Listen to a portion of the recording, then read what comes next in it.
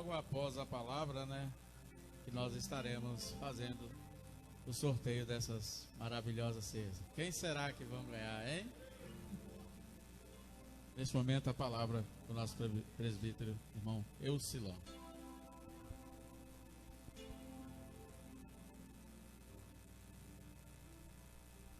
Cumprimento os irmãos com a paz do Senhor. Amém. Me passaram aqui para mim finalizar o culto. Falava 9 horas. Vamos ativar o modo 2x do WhatsApp, que a gente acelera um pouquinho, a gente consegue tentar passar o máximo daquilo que Deus colocou em nossos corações. Amém? Carta de Paulo à igreja de Éfeso, capítulo de número 5, versículo de número 18. Fazer uma leitura um pouco extensa. Estivemos na quarta-feira ali na sede da Igreja Assembleia de Linhares, falando um pouco sobre a restauração da cultura cristã na criação de filhos. E hoje eu gostaria de falar um pouco sobre a prática cristã da família de Deus. Tá? Agradecer ao pastor Ezequiel, Moisés, porque Joséias, eu sempre chamei de Joséias, não conheci como Moisés, né? E trago um abraço do pastor Renato e do pastor Valci, né? Eles pediram para que a gente comunicou a ele. Nós vamos ter uma leitura um pouco extensa, mas vamos lá. Capítulo 5, versículo 18. Efésios 5, 18. Diz assim a palavra do bom Deus: e não vos embriagueis com vinho, em que há contenda, mas enchei-vos do Espírito. Diga, enchei-vos do Espírito. Falando entre vós com salmos, hinos e cânticos espirituais, cantando e louvando o Senhor em vossos corações, dando sempre graças por todas as coisas a Deus e Pai, em nome de nosso Senhor Jesus Cristo, sujeitando-vos uns aos outros, repitem comigo, sujeitando-vos uns aos outros, no temor de Deus. Esposas, sujeitai-vos aos vossos maridos como ao Senhor, porque o marido é o cabeça da esposa, como também Cristo é a cabeça da igreja, sendo ele o próprio Salvador do povo. Portanto, assim como a igreja está sujeita a Cristo, assim também as mulheres sejam em tudo sujeitas a seus maridos. Maridos, amai a vossa esposa, como também Cristo amou a igreja e a si mesmo se entregou por ela, para santificar, purificando-a com a lavagem da água e da palavra, para apresentar a si mesmo igreja gloriosa, sem mácula ou ruga, ou coisa semelhante, mas santa e irrepreensível. Assim devem os maridos amar a sua própria esposa como ao seu próprio corpo. Quem ama a sua esposa, ama a si mesmo. Verso 33. Assim também vós, cada um em particular, ame a sua esposa como a si mesmo, e a esposa reverencie o seu marido. Filhos, obedecei os vossos pais no Senhor, porque isso é justo. Honra o teu pai e mãe, que é o primeiro mandamento com promessa, para que te vá bem e vivas muito tempo sobre a terra. E vós, pais, não provoquei a ira dos vossos filhos, mas criais na disciplina e a admoestação do Senhor. Coloca a sua Bíblia no banco, quero fazer uma oração. Senhor Deus, Pai Todo-Poderoso, bendito é o teu nome, e rendemos graças ao Senhor neste momento, ó Pai. E que o Senhor não se esqueça, ó Pai, de derramar a tua graça sobre esta igreja mais uma vez, ó Pai. Que o Senhor nos dê capacitação, ó Deus, para verbalizar aquilo, ó Deus, que o Senhor tem colocado em nossos corações. Pai, tome a tua igreja, tome a minha vida, e nós te agradecemos em nome de Jesus. Amém. Carta de Paulo à igreja de Éfeso. Esta carta, Paulo escreve ela da prisão, provavelmente em Roma. E alguns teólogos vão dizer que era uma carta circular. Alguns aceitam essa ideia de que ela era uma carta que andava de igreja em igreja. Para quê? Para que os irmãos descobrissem a forma prática de viver como um cristão.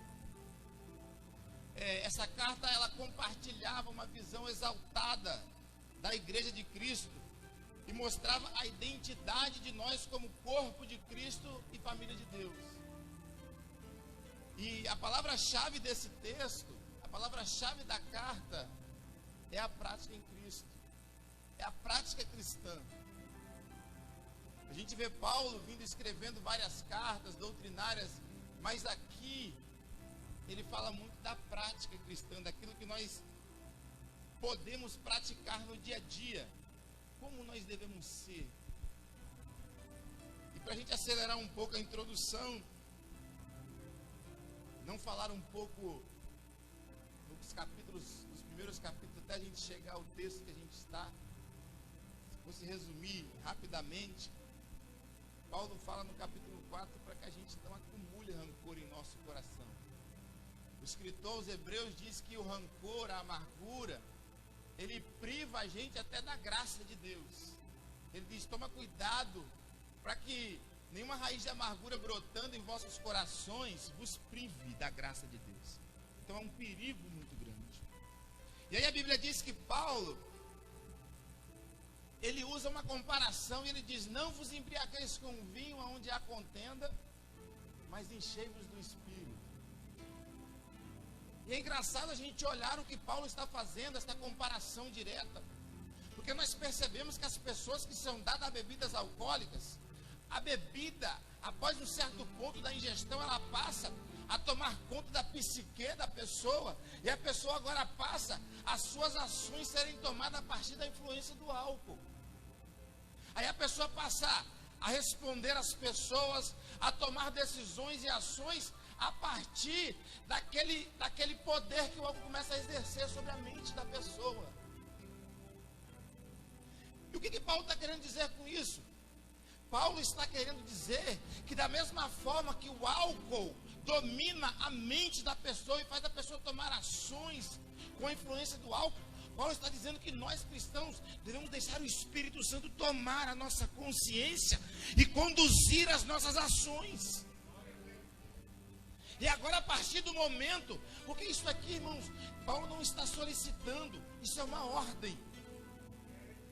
Paulo está dizendo: não vos embriagueis com o vinho em que há contenda, mas enchei-vos do Espírito.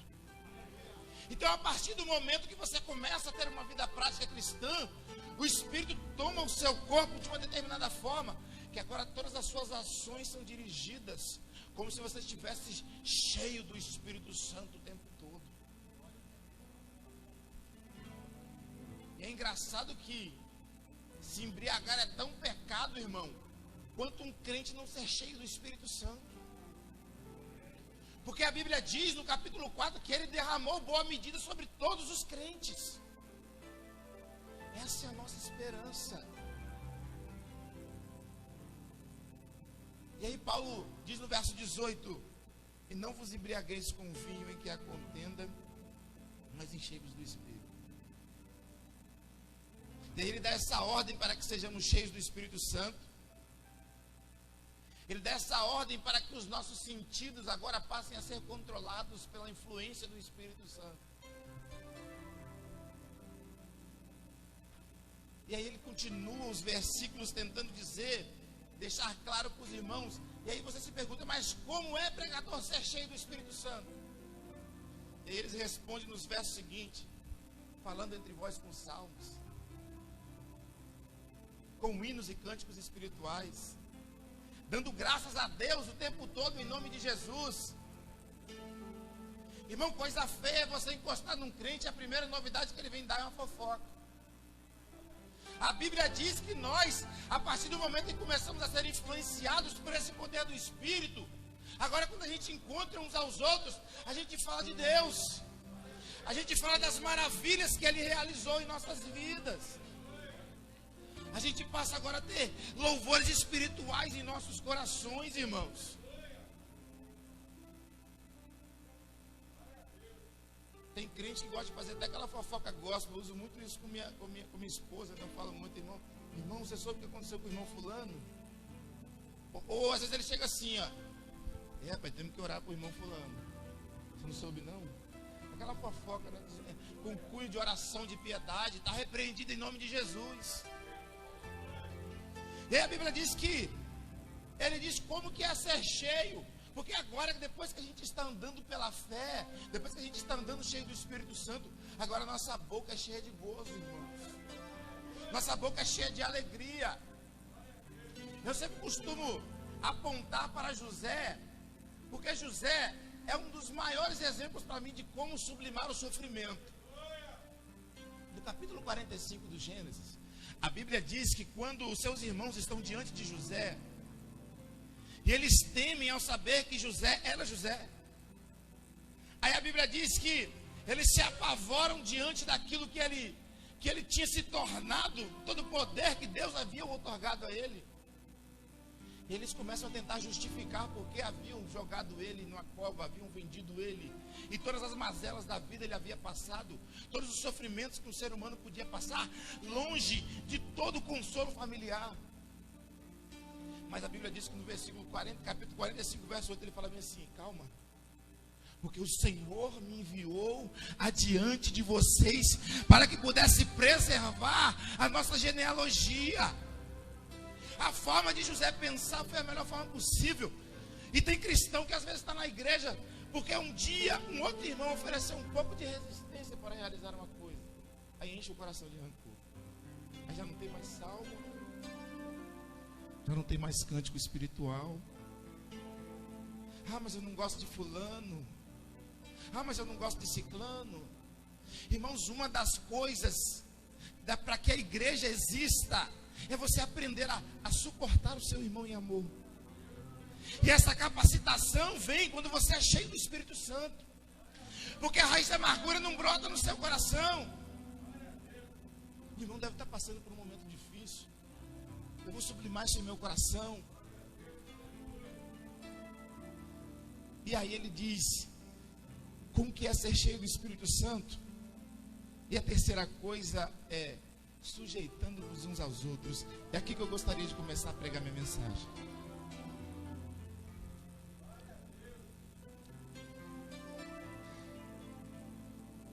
Eu vou tentar atacar as bases. Não vou ficar atacando a superfície. Vou tentar ser direto. Então gostaria que você tivesse os seus 10 minutinhos máximo de atenção. Foca aqui. Os outros, verso 21, no temor do Senhor. E aí Paulo agora ele começa a tratar e a dizer o que uma família precisa para ser cheia do Espírito Santo. Muitas vezes nós temos visto pessoas do lado de fora criando 30 passos para você ser cheio do Espírito Santo. 10 caminhos para que você tome para que você seja cheio do Espírito Santo. Estão lucrando muito com isso. Paulo está dizendo aqui como que nós devemos nos comportar. E como que funciona esta mútua sujeição da família de Deus. A esposa se sujeita ao marido. Os maridos amem as suas esposas. Os filhos obedeçam aos seus pais. E os pais criem os seus filhos no temor do Senhor. E é assim que a família de Deus se desenvolve saudável, cheia do Espírito Santo de Deus. E aí ele diz assim: esposas, sujeitai-vos aos vossos próprios maridos, assim como ao Senhor. E esta base, o inimigo tem batido com o feminismo entrando dentro da igreja, todo do homem. Como que se houvesse alguma coisa inferior no papel que Deus determinou. Elias estava falando acerca de casados para sempre. Deus deu um poder da mulher ser um radar dentro do lar. ser aquela que enxerga a coisa mesmo antes de acontecer. Às vezes o homem está meio bobão, desavisado. Mas nós temos visto o feminismo pregar que a mulher tem que andar na igreja. Ah, mas a mulher pode ser juíza. Ah, mas a mulher pode ser isso. Ah, mas a mulher pode ser aquilo. Nós estamos falando de cultura do reino. Nós estamos falando como que uma família cristã funciona para que seja cheia do Espírito Santo. Quer ver se uma mulher é cheia do Espírito Santo? Vê como que ela trata o marido. Vê como que a esposa trata o marido. E aí você vai ver se ela é cheia do Espírito Santo. Porque quando a Bíblia usa a palavra sujeitar-se, a Bíblia está dizendo que a mulher tem que meter-se debaixo do jugo do marido. A mulher que se sujeita. Irmãos, escute e pegue essa no ar. Toda vez que a Bíblia solicitar uma coisa para nós outros, é porque não é tão simples de cultivar. É um jardim. Pecado, irmãos, é erva daninha.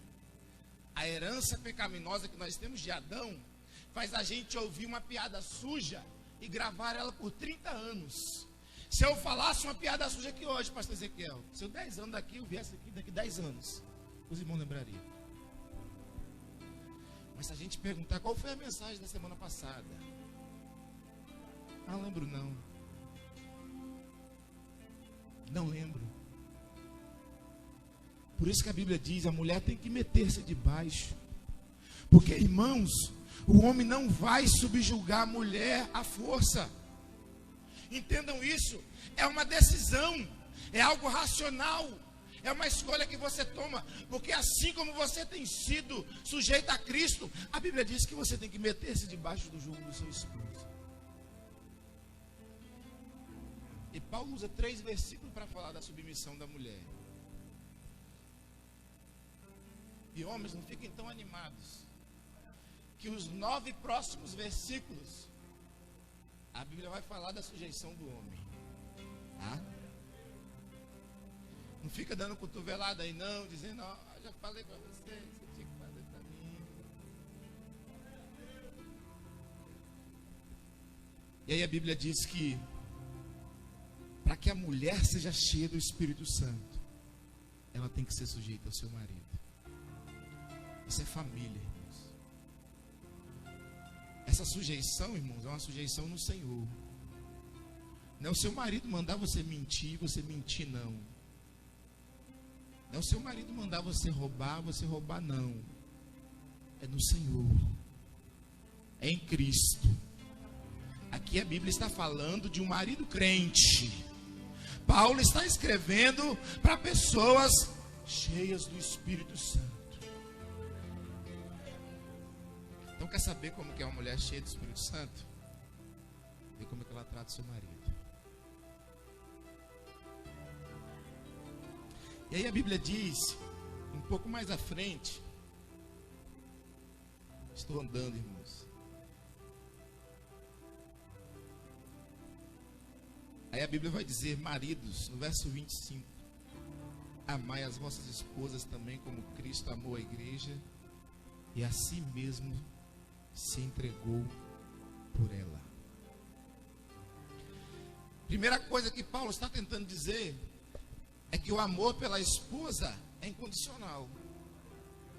Porque em Romanos 5:8 a Bíblia diz que Deus nos amou sendo nós ainda pecadores. Jesus Cristo morreu por nós sendo nós ainda pecadores. E aí a Bíblia diz assim, maridos, amai as vossas esposas como também Cristo amou a igreja e a si mesmo se entregou por ela. É um amor sacrificial. É algo que você só encontra no casamento. Eu sempre costumo fazer esse trocadilho para os irmãos focarem o que é um amor sacrificial. Quando o homem conhece a mulher, ele conhece por meio do amor que a Bíblia chama de filéu ou fíleo, que é aquele amor entre amigos, né? E a Bíblia diz que quando evolui esse negócio, eles começam a se atrair pelo eros. É o amor do erotismo, né? Atração de homem por mulher. E aí depois, quando eles casam, ele passa a conhecer o amor ágape. É o amor sacrificial. é quando ele se doa pela sua esposa. É como ele se doa pela família. É quando ele vem para casa e tudo que ele traz, ele divide com a sua família. E se necessário for, deixa voltar para ele, para se sacrificar por ela. Esse é o homem cheio do Espírito Santo. A Bíblia não manda a mulher amar o marido. Você viu? A Bíblia manda a mulher se sujeitar. Sujeitar aqui é respeitar, né? É porque coisa feia é quando o camarada está na roda de amigos contando alguma coisa, aí a mulher chama o marido de mentiroso. Rapaz, o cabo fica... Não, os cabos que é pescador, às vezes contam umas histórias, né? Mas a Bíblia fala que o marido tem que amar a mulher. Porque a mulher, como vaso mais frágil, comunica, tem que ter amor, tem que ter sacrifício, tem que ter elogio, tem que ter: meu amor, você está linda hoje. Porque a mulher precisa entender que é amada. É por isso que a Bíblia manda amar. Então, quando a gente começa a olhar as coisas que Deus ordenou para a igreja, nós percebemos que as coisas sujas e ruins nós aprendemos muito fácil. São como ervas daninhas. Elas crescem sem nem mesmo a gente ver. Mas quando Deus fala bem assim: perdoai uns aos outros, aí você tem que cultivar um jardim, porque você tem que praticar. Quando a Bíblia fala: amai uns aos outros, tem que praticar. Então, quando a Bíblia fala que o marido tem que se entregar à esposa, aqui não está falando, irmãos, desse amor que começou a ser conhecido para nós, como é conhecido para nós hoje, no século XVIII. Esse amor hollywoodiano, né, que a gente costuma dizer, que é o amor que a gente acha que o casamento vai ser aquela imagem slow motion, a mulher correndo em direção ao marido, com uma água de coco. Não, não é isso. Muita gente vem para o casamento com essa ilusão de que é um conto de fadas. Paulo fala para a gente não se deixar ser levado pelas fábulas. Mas a Bíblia diz que esse amor envolve ação e atitude. Porque Paulo usa uma comparação: assim como Cristo se sacrificou, ou seja, ele tomou uma ação. O amor do homem pela mulher é um amor que requer ação, irmãos. Não é um amor somente com palavras. Não adianta você maltratar a mulher e depois achar que você: ah, meu amor, eu te amo. O amor bíblico, ele envolve serviço, ele envolve ação, ele envolve sacrifício, ele envolve: vem cá que eu estou com você, meu amor. E aí o homem se sujeita como? Amando. Olha que sujeição linda. Eu vou me sujeitar a minha esposa amando ela, que maravilha. A mulher que Deus me deu, né? E aí a gente avança um pouquinho. Quantos estão comigo, diga amém. Mais 5 minutinhos eu acho que eu consigo terminar. Eu vou tentar acelerar. E aí a Bíblia diz que o homem tem que fazer como Cristo, né? Para apresentar-se a si mesmo, santificada, sem mácula, sem ruga. Esse é a sujeição do homem, para que o homem seja cheio do Espírito Santo. Quer conhecer um homem cheio do Espírito Santo? Veja como ele trata a esposa dele. Se você não fazia isso, irmão, se você faz isso, vou te aconselhar a parar. Quando você estiver andando no centro da cidade, não anda na frente, não, deixa a mulher para trás. E nem mulher, não anda na frente, deixa o homem para trás, não. Dá a mãozinha um para o outro, anda de ladinho, um esperando o outro. Coisa mais bonita, né? Porque tem gente que parece que vive brigado. O homem andando na frente, a mulher correndo: meu amor, me espera.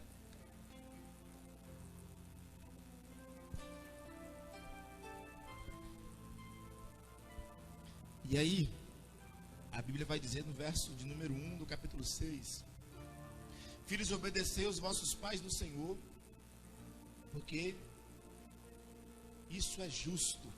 Honra teu pai e a tua mãe, que é o primeiro mandamento com promessa, para que te vá bem e vivas muito tempo sobre a terra. Nós estamos vivendo um tempo em que muitos filhos tornaram-se os senhores dos seus lares. Essa é uma das maiores preocupações como pregador e como ensinador da palavra de Deus hoje para mim. Nós temos visto filhos sendo senhores de suas casas, não se submetem aos seus pais, são desobedientes. E a Bíblia diz que para que você seja um filho cheio do Espírito Santo, você tem que se sujeitar ao seu pai. Escute, eu quero só dar uma exemplificação para ver como que isso é grave. Como que o inimigo tem atacado essa coluna da igreja. Porque um filho que não é submisso ao seu pai em casa, ele não vai aprender a ser submisso ao seu pastor na igreja. Ele não vai se submeter nem a Deus. Por isso que tem surgido tantas pessoas que se desigrejadas. Não estão na comunhão. Não estão juntos aprendendo a perdoar e a amar o irmão. Em Deuteronômio capítulo 21, se você quiser anotar a referência para você ler na sua casa, do verso 18 ao 21. Deuteronômio 21, do verso 18 ao 21, a Bíblia diz que se um pai tentasse corrigir o seu filho muitas vezes, e este filho não obedecesse ao seu pai, se tornasse cada dia mais desobediente, ele pegaria aquele filho e apresentaria aos anciãos da igreja. A Bíblia diz que os anciãos julgariam aquele filho por beberrão e comilão, e ele seria apedrejado. Olha só que coisa terrível.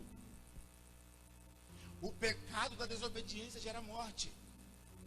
É por isso que aquele pai amoroso, às vezes a gente não sabe o contexto e a cultura da época. É por isso que no filho pródigo, o pai ficava aguardando a porta do filho chegar. Porque se os juízes da cidade topassem ele antes, ele podia ser apedrejado. Porque ele solicitou a herança e com isso ele solicitou a morte do pai. Era como se ele tivesse: pai, eu quero que você morra. Isso era inadmissível. Vejam como ser desobediente aos pais, irmãos, é uma coisa muito difícil. A Bíblia diz que no capítulo 1 e verso 30 de Romanos, quando o apóstolo Paulo está enumerando o pecado dos homens perversos, entregues às suas concupiscências carnais, a Bíblia diz: e eles serão desobedientes a pais e mães. 2 Timóteo 3 e verso 2, quando Paulo vislumbra os últimos tempos e a ética dos homens, ele percebe e escreve também na última parte do verso 2 de 2 Timóteo, capítulo 3, verso 2, e serão desobedientes a pais e mães. Filho, quer ser cheio do Espírito Santo? Honre seu pai e a sua mãe. Quer ser cheio do Espírito Santo? Obedeça ao seu pai e a sua mãe. Quer andar na família de Deus, sendo cheio de Deus? Seja cheio do Espírito Santo. Obedeça ao seu pai e a sua mãe. A gente sabe como tem sido difícil. Existe uma expressão que chama-se Generation Gap, que seria essa lacuna que existe de geração em geração, esse espaço, né? E agora com o advento da internet, essa lacuna aumentou. Antes os pais viam indiferença com os filhos em pequenas porções. Agora parece que existe um abismo, e os pais não conseguem comunicar os filhos, e os filhos não conseguem comunicar com os pais. Mas graças a Deus que a gente está aprendendo, através da palavra de Deus, que um filho cheio do Espírito Santo anda lado a lado com seu pai. Os filhos, a partir de hoje, passem a ter comunhão com seus pais em nome de Jesus. Que toda rebeldia caia por terra em nome de Jesus. E aí a gente encerra com esses modelos práticos, para que a gente possa ser cheio do Espírito Santo. Com o verso 4. E vós, pais, não provoqueis a ira dos vossos filhos, mas criai-vos a disciplina da demonstração do Senhor. O que a Bíblia está dizendo aqui que o pai tem que fazer? O pai tem que auxiliar o seu filho. Mas a Bíblia diz que o conteúdo não pode ser o que eu penso, pastor Ezequiel. O meu filho não pode me procurar e eu posso dizer bem assim para ele: segue seu coração, meu filho. Se te faz feliz, segue em frente. A Bíblia está dizendo que eu tenho que criá-lo na admoestação do Senhor. Eu tenho que estar aproveitando o cotidiano, o dia a dia, para ensinar e aplicar lições bíblicas para o meu filho.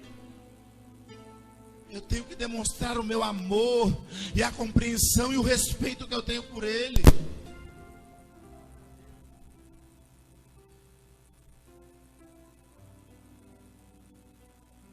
Nós temos visto pais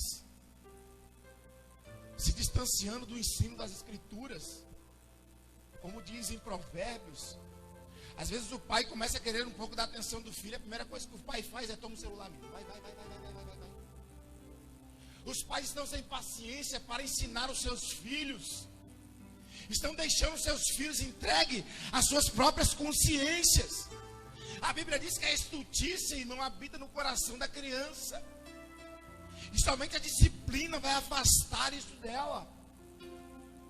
Capítulo 23, e salvo engano, verso 14 de Provérbios. A Bíblia diz que a criança entregue a si mesmo pode envergonhar os seus pais. Salvo engano, capítulo 25 de Provérbios. Mas o pai que teme ao Senhor e que é cheio do Espírito Santo, quando o seu filho necessitar, ele vai ter aquele tempo para dar e instruir o seu filho no Senhor. Ele vai ter misericórdia e direcionar o seu filho no caminho, para que ele seja cheio do Espírito Santo.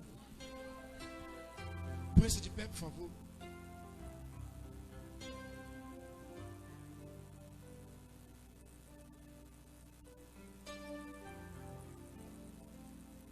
E aí, pregador?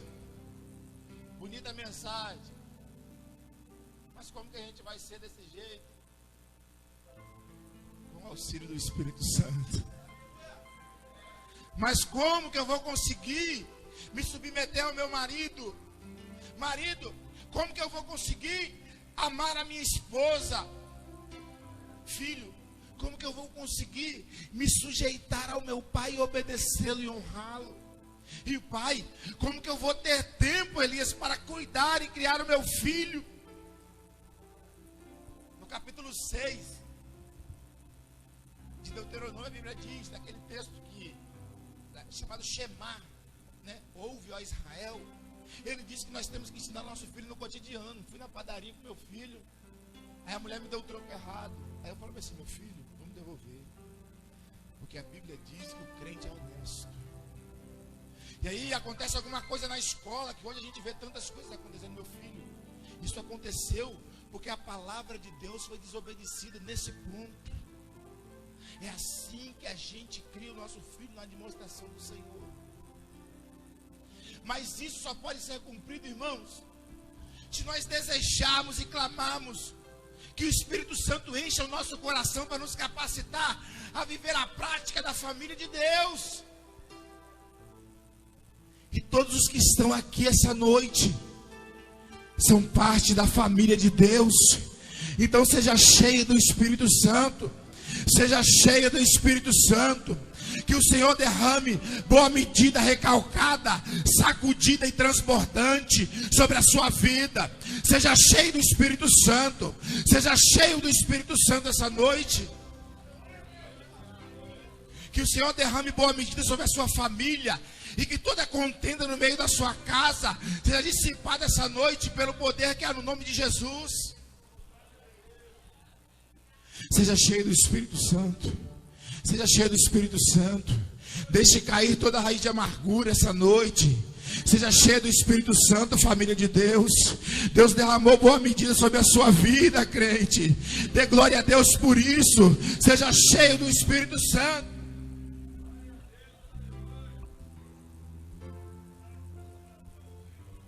Aleluia. Tem alguém que queira aceitar a Jesus aqui essa noite? Meu mestre, dá-me um coração igual ao teu. Tem alguém Coração E quer que seja derramada essa boa medida do Espírito Santo sobre a sua vida. Você queira aceitar a Jesus como seu Salvador essa noite. Se tem alguém que não é crente aí essa noite, levanta sua mão. Aceite Jesus como seu Salvador. Dá-me um coração igual ao teu, meu mestre. Dá-me um coração igual ao teu, coração disposto a obedecer, cumprir todo o teu querer. Dá-me um coração igual ao teu. Você que quer oração, você que sua família está passando por alguma dificuldade, vamos orar. Deus é um Deus que atua em família, irmãos. O Deus Todo-Poderoso decidiu mandar o seu filho para nascer em uma família simples. Foi no seio familiar que Jesus Cristo nasceu, irmãos. Deus tem um objetivo na família. Venha aqui na frente, você que quer oração, venha. Venha aqui na frente que nós vamos orar pela sua família, pela sua casa. Aleluia! Deus vai encher a sua família com o Espírito Santo essa noite. Dá-me um coração igual ao teu, meu mestre. Dá-me um coração igual ao teu, coração disposto a obedecer. Aleluias. Cumprir todo o Pedir auxílio aos obreiros aqui. Vamos estar intercedendo com as mãos aqui. Precisamos orar, irmãos. teu coração Vamos orar e estenda as suas mãos. ao teu. Aleluias. Santo Deus de Israel Todo-Poderoso. Ó Pai querido, aqui está o projeto do Senhor, ó Deus. O primeiro projeto, ó Deus, que o Senhor colocou sobre essa terra. Pai, enche essas famílias com a tua graça, com o teu Espírito. Enche, ó Deus, estas famílias, ó Deus, com o teu poder. Pai, visite o pai dessa moça, ó Senhor, que tanto tem orado, ó Deus, para que todo impedimento saia em nome de Jesus, ó Pai. Ó Deus, tome essa família em tuas mãos, restaurando, ó Deus, a comunhão entre mãe e pai, ó Deus, nessa noite. Pai, em nome de Jesus, visita, ó Deus, estas famílias do Senhor. Pai, enche da tua graça, repreendendo toda seta inflamada, todo embaraço na mente, toda confusão no seio familiar, meu Deus. Pai, em nome de Jesus, toma essas famílias, ó Pai. Ó Deus, vivifica, ó Deus, revigora essas famílias no Senhor, ó meu Pai. Ó Deus querido, blinda, ó Deus, a mente dessas crianças. Blinda, Senhor, a mente de nossos filhos. Ó Pai, enche-nos, ó Pai, para termos a autoridade do Senhor. Ó Pai, em nome de Jesus, guarda as famílias, ó Pai. Enche, ó Deus, os teus filhos de graça. Enche os teus filhos, ó Deus, de graça. Ó Pai, em nome de Jesus, batiza com o teu Espírito Santo, Senhor. Renova em nosso meio, Senhor, a tua presença. Ó Deus, em nome de Jesus Cristo de Nazaré, Pai. Vivifica, Senhor. Vivifica, Senhor. Toma a tua família, Senhor. Tome a tua família, ó meu Deus. Esta família de Deus que está aqui, ó Pai. Deus, nós colocamos a tua igreja em tuas mãos, ó Pai. Colocamos a cada um, ó Deus, bendizendo ao teu nome e sendo gratos, ó Deus, por todos os benefícios que o Senhor tem nos feito. E que a nossa alma não se esqueça de nenhum.